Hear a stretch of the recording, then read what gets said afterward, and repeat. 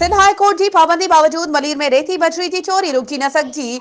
सरसब्ज कराची जो green belt तबाह थी वियो। मलीर नदी, सखण नदी, खार नदी, जरंदो नदी, लुट नदी, थदो समेत मुख्तलिफ नदियुनि ऐं ज़रई ज़मीननि मां रेती बजरी खणण जो सिलसिलो जारी। मिनरल ऐं माइंस डिपार्टमेंट पुलिस ते सरपरस्ती जो इल्ज़ाम। काठोर, डमलोठी, सखण नदी, जरंदो नदी, थदो नदी, लट नदी मां रेती बजरी चोरी। जर पानी हेठि लही वियो। पानी ते गुज़ारो कंदड़ माण्हू परेशान, माल मवेशी मरण लॻो। ड्रेम टुटी विया। गडाप में थदो डेम समेत 30 खां वधीक डेमनि खे ख़तरो। रेती बजरी जी चोरी बंदि न थियण ते मलीर जो आबादगार, ज़मींदार, सिविल सोसाइटी, वकील बिरादरी सरापा एहतिजाज बणियल।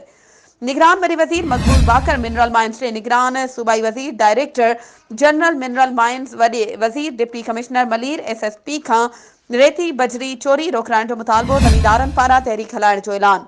रेती बजरी चोरी सबबि जर जो पाणी हेठि लही वियो आहे। हुकूमत तबाही खां बचाइण लाइ किरदारु अदा करे। मुज़ाहिरीन जो मुतालबो।